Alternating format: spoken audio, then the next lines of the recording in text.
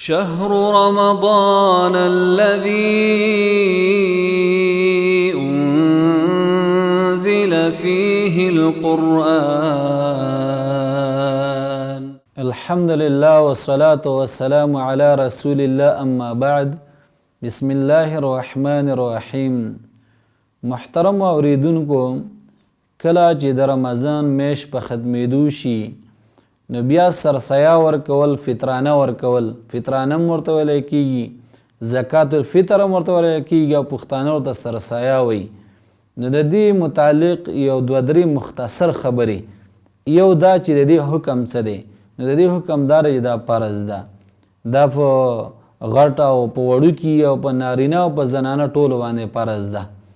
دویمه خبره پکې دا ده چې د دې مقدار څه دی، دا به څونه ورکول پکاري. نو دا یو سوع راغلی دی په حدیث کې. یو سوع راغلی، یو سوع تقریبا دا 2.5 کیلو جوړیږي. 2.5 کیلو که سړی 2.5 کیلو لږ سیوا ورکړي هم بهتره ده.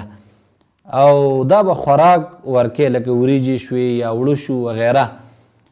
ځینې علما وایي چې پیسې هم ورکولی شي، لیکن بهتره دا ده چې خوراک په ورکوي، ځکه حدیثو کې دا خوراک راغلی. او بیا درېیمه مسله پکې دا واورئ چې دا به کله سړی ورکوي، دا سرسایه. دا په حدیث کې راغلی دي چې دا به د اختر نه 1 ورځ مخکې یا 2 ورځې مخکې ورکوي.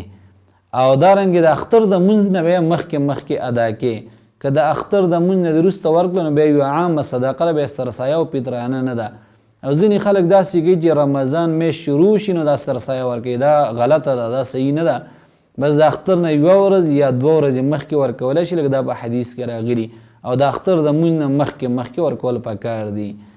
او څلورمه خبره ورسره دا هم یاد وساتئ چې دا به چاته ورکوي، نو دا به فقراو مسکینانو یعنی غریبانو خلکو ته به دا ورکلی کېږي.